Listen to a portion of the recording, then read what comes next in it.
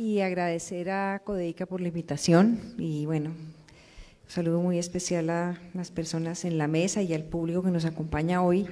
Obviamente hablar al final pues es más complejo decir algo nuevo, ¿no?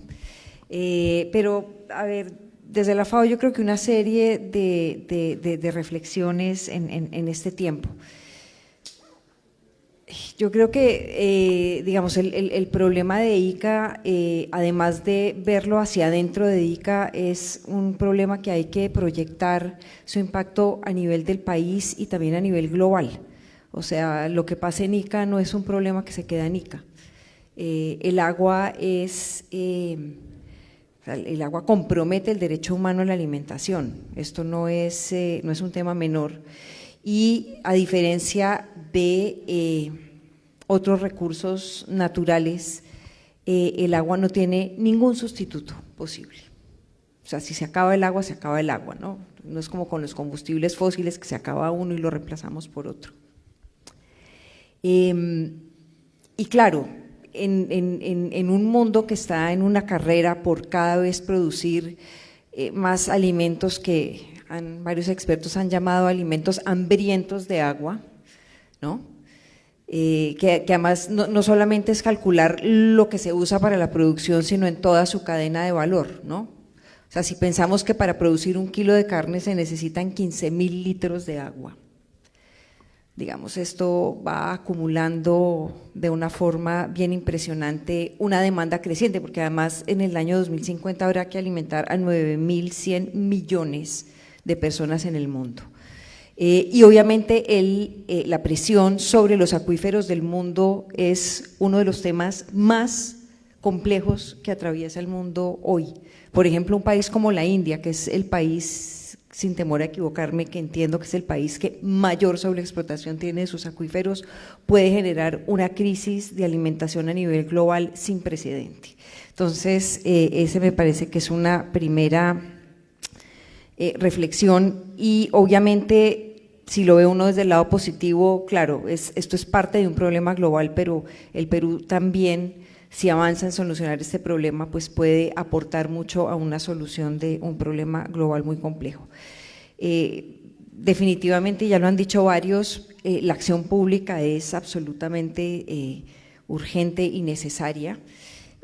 Hay unos problemas muy graves en el Perú de ordenamiento de las aguas subterráneas, hay un problema muy grave de regulación y de fiscalización y obviamente hay mucho por hacer en esa dirección.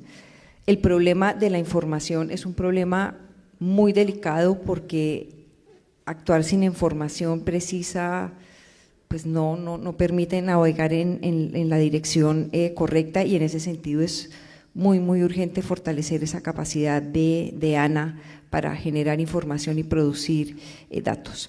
Y no solamente es como el dato del acuífero o de una parte específica del acuífero, esto es un sistema de agua, ¿no? Que viene de la sierra hacia abajo, ¿no? Entonces, cuando estamos hablando de la recarga, decimos, bueno, podemos ir resolviendo con recarga de la zona media, pero ¿quién está pensando de dónde se va a recargar la zona media si no es de la zona alta, donde cada vez llueve menos y donde cada vez hay menos capacidad de capturar agua?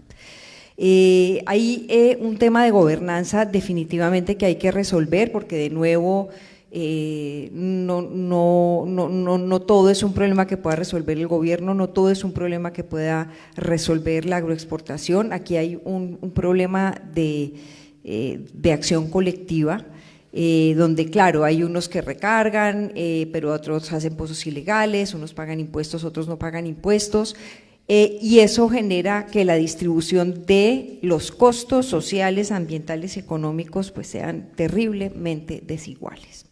Y ese es un tema que hay que resolver. Gobernanza no solamente es la participación del gobierno nacional, el gobierno regional y el gobierno local, sino cómo hay una participación mucho más activa y decisiones que se tomen desde la sociedad civil, desde el sector privado, el gobierno regional, etcétera, las juntas de regantes, las comunidades campesinas, las juntas de usuarios de esta cuenca del río Ica es bien importante.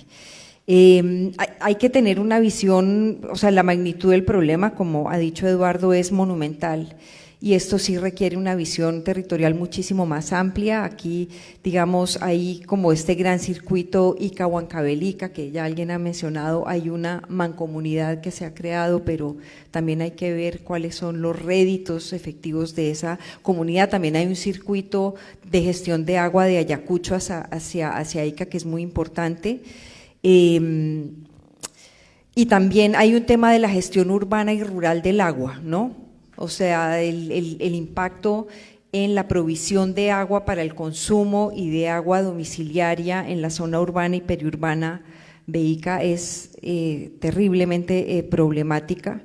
Y obviamente pues ahí hay unas fallas monumentales de gestión y ordenamiento del suelo urbano, ¿no? Estos, digamos, asentamientos en espacios que no tienen servicios públicos, etcétera.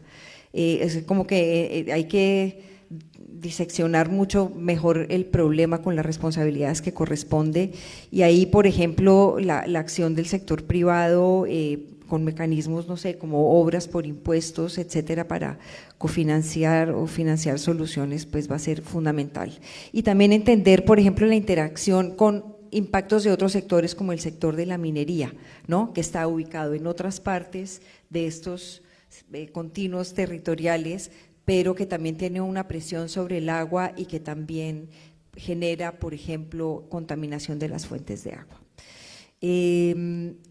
Muy importante en el tema de información el impacto de toda la cadena de valor, porque de nuevo la huella no solamente está en la producción, sino todo lo que viene después, ¿no? El empacado, la limpieza, el transporte, etcétera. Entonces están todas estas huellas que el ingeniero ya habló, la verde, la azul, la gris, ¿no?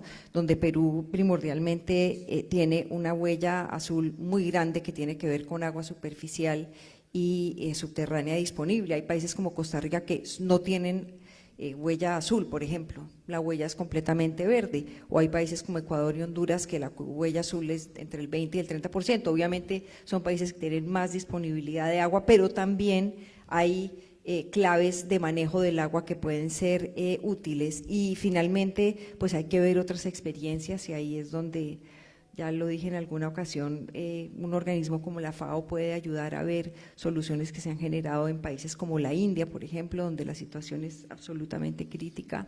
Hay experiencias en Sudáfrica y en Egipto que pueden ser de gran utilidad en esa dirección. Muchas gracias.